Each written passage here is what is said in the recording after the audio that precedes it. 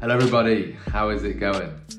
So in this video, I'll be talking about the dangers of conditional self-acceptance and how that is deeply problematic for OCD sufferers and causes a lot of emotional distress.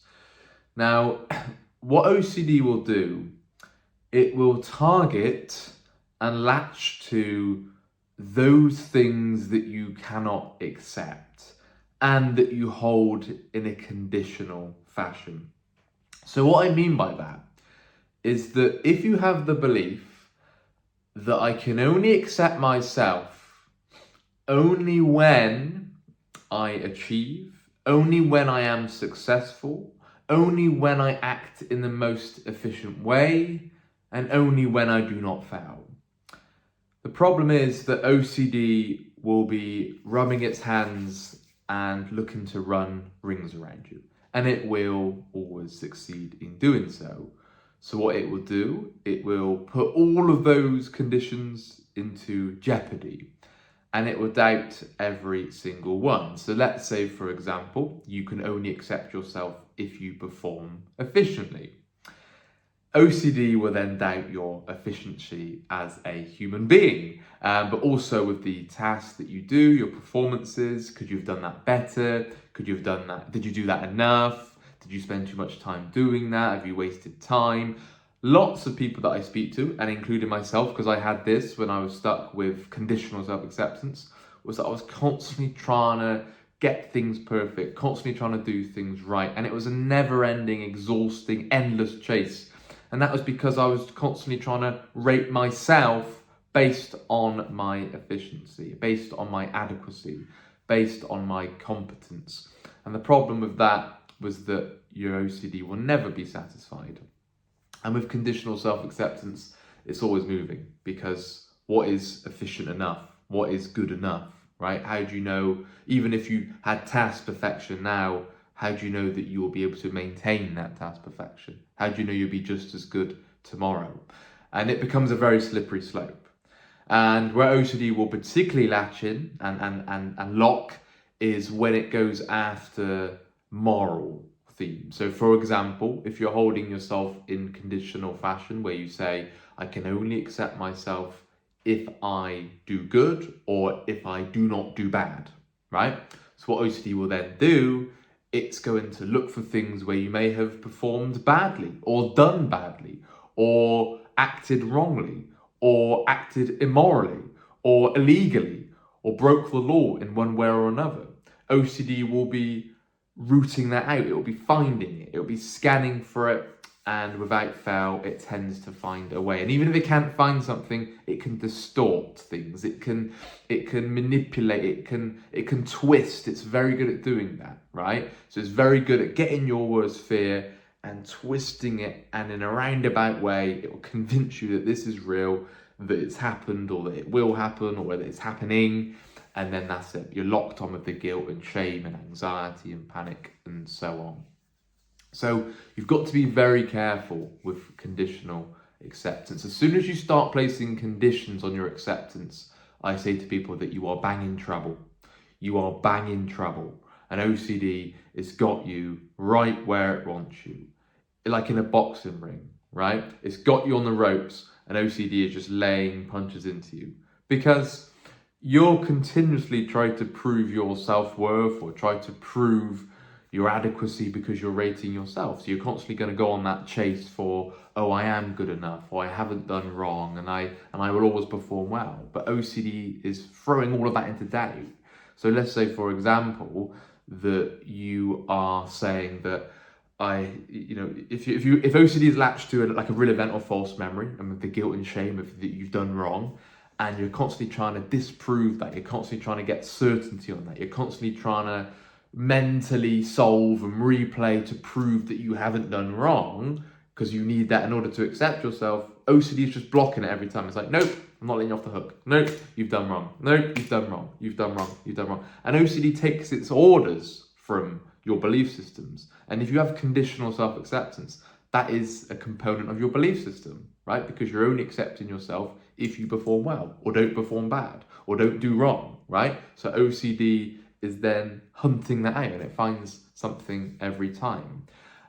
Plus, it can throw intrusive thoughts, intrusive images, intrusive memories, intrusive urges, and then it will convince you that you have done wrong, and then round we go again. Because of your conditional self-acceptance, that I can only be at peace with myself if I haven't done wrong, you're fighting a losing battle, because OCD will convince you that you have done wrong, right? So no wonder you're going to be living in misery and you'll be suffering until we get to a place of unconditional acceptance, accepting ourselves even if we did wrong. People often laugh at me and say, Sam, you are known as even if, even if you do wrong, even if you've made a mistake. And that's not just excusing making mistakes, that's not being super blasé around wrong behaviour. No, you don't wish to do wrong, of course you don't. But you have to understand that as a fallible, imperfect human being, you are very capable of doing wrong. It is in your innate biological makeup to do wrong. You have a strong tendency to perform wrong whether you wish to or not, and that is just the nature of being a human being. So conditional acceptance is a no-go. It's a dead end for OCD sufferers, and OCD will continue to thrive. I see it as just stoking up the fire with conditional self-acceptance, because OCD is thriving off that. You're allowing OCD to flourish when you hold conditions so rigidly. Now, the hard thing is that you're not taught unconditional self-acceptance. Therefore, you have to learn it with the books that we recommend and the coaching calls that we do. We show you the benefits of unconditional self-acceptance, not only just with OCD, but in life.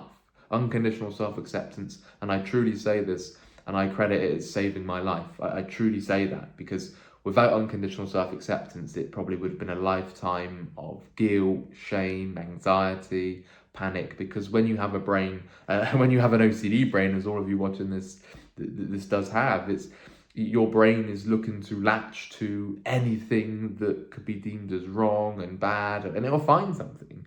And I know I'm talking from like a guilt and shame lens, because that's what I suffered with the most. But even when you look at other themes as well, let's say you have like a very rigid conditional life acceptance view, where you can only accept life if there is no suffering. You can only accept life if you are feeling the desired way. Or maybe you're in and out of relationships, and you have ROCD as an example, right? Not saying you're going to be in that relationships, but let's say you had ROCD and OCD has latched to your relationship. That's usually because you've got quite rigid conditions on the relationship, but also the other person that you are dating and the other person that you're in a relationship with. So that this conditional line of thinking often is very rigid, and it allows OCD to run riot and cause complete chaos.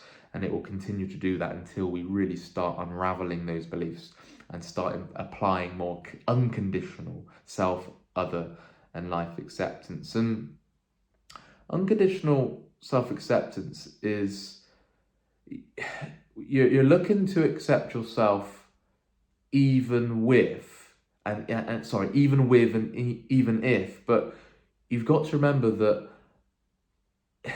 with unconditional acceptance in life, you're going to be looking to maximize your enjoyment and minimize your pain. If you're doing things to prove your worthwhileness, like if you're doing things to prove you're a good human, like if you're doing things to get approval alone, then it becomes a problem, because you're doing that from a conditional standpoint. And this is what I'm saying. If you're only doing certain things, so let's say you're doing this particular activity to gain that person's approval because your self-worth depends on it, then you're in trouble.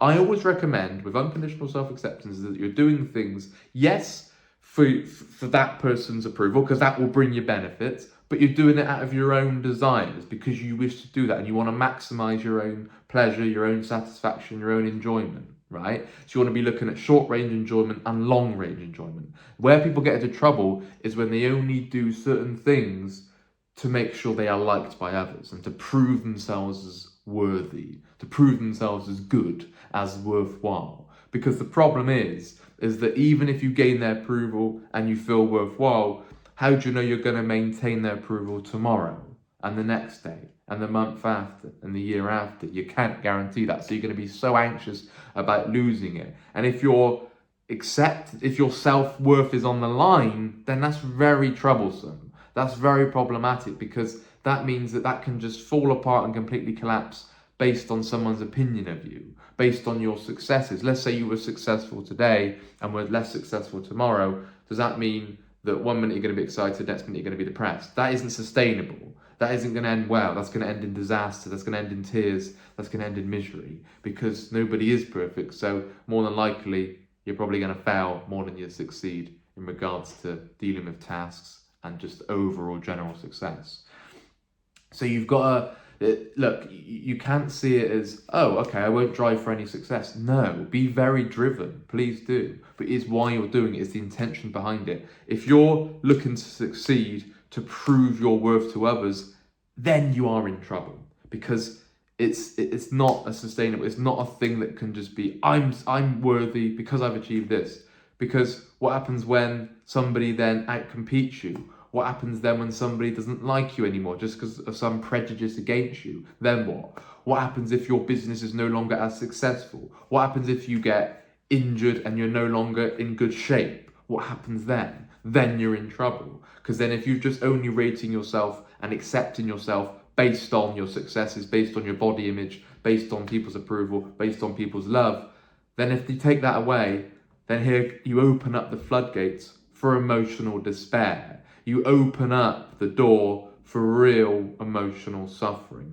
So you can still be incredibly driven to get people's approval and to be successful, but it's why, it's the intention. If you're doing it because it brings you satisfaction and it brings you pleasure and it brings you happiness and excitement, great, good stuff, thumbs up. But where you get into trouble is when you say, well, I'm not just doing it for that, I'm doing it to prove myself as a human being. Boom, you're in trouble.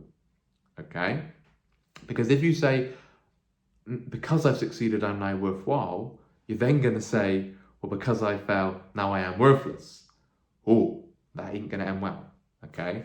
So you've got to really take a look at that and see how many conditions you're holding on yourself, other people, and life in general. Conditional acceptance is one of the greatest contributors to emotional disturbance.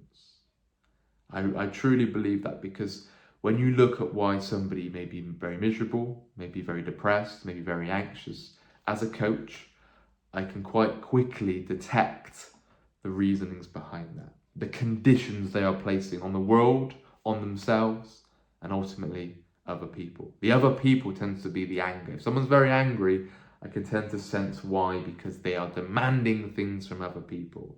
It doesn't mean you get rid of all your preferences and you become totally desireless and emotionless. Nonsense. The common misconception of acceptance. You can be very driven. You can be very in touch with your emotions, right? And if anything, now I'm more emotionally invested than ever. However, I do not place my self-worth on my achievements. I don't rate life as a whole based on one condition, nor do I write other people off or rate other people based on their views, on their actions, on their performances, or whatever.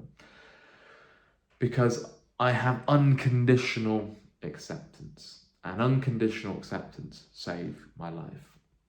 The Myth of Self-Esteem, book number 3 on our reading list, really goes in depth talking about unconditional self-acceptance, the dangers of conditional self-esteem, and the benefits of unconditional acceptance, and how you're most likely, no guarantee, but you're most likely to be less emotionally disturbed if you look to embody unconditional acceptance rather than holding yourself ransom, holding yourself hostage to meet these conditions that you place on yourself.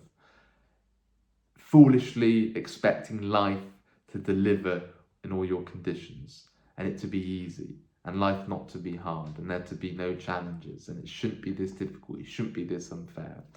And even worse, expecting other people to bow down to your foolish demands that you may place on them. And when you realise that they don't, that then leads to anger, it leads to rage, it leads to fights, it leads to wars and so on. Okay? And without unconditional self-acceptance, placing ridiculous demands on yourself, holding yourself hostage, saying you must have achieved this, you must not ever perform badly. That's not excusing bad behavior, but understanding as a fallible human it is very possible and you are very capable of doing wrong. Then you will no longer be consumed with guilt and shame and worthlessness and feelings of inferiority and very low confidence, because you'll be holding yourself you'll be seeing yourself through the lens of unconditional self-acceptance rather than downing yourself and damning yourself on the first possible occasion. And you don't want to be doing that, because life's very short and it's way too short to vilify yourself and hate yourself and neglect yourself. Something that I was stuck with for years and years and years, until I started to truly embody and grasp unconditional self-acceptance. And then I started to live life on my terms. And then I started to, overcome those feelings of guilt and shame. And just to underline in this video, when you go towards unconditional self-acceptance, it's not agreement, okay? So you're not just saying, oh, I can act recklessly and who gives a crap because I can accept myself. No, you do not want to perform badly because of the consequences. You do not want to do wrong because of the consequences. You don't want to act immorally because of the dire results, the bleak, grim consequences from that. Of course, you don't want to do that. However, OCD is going to be targeting that and say, well, you've done wrong. So this is where you've got to go towards unconditional self-acceptance, and it takes the sting out of the guilt and shame, and you can then learn to unconditionally accept yourself, even if you did do wrong, whilst not agreeing that, whilst not liking that. If you are interested in one-to-one services and we can help you embody and adopt unconditional acceptance, then please email phil@ocdrecovery.com and we can book you in as soon as we can, or message the WhatsApp number in the description of this video. My name's Sam, Rob, Nick, Momin, Elliot and Gemma, all doing coaching calls here. Get in touch and we will book you in as soon as we possibly can. Guys, take care, look after yourself, and I'm afraid there's no latte that I'm drinking.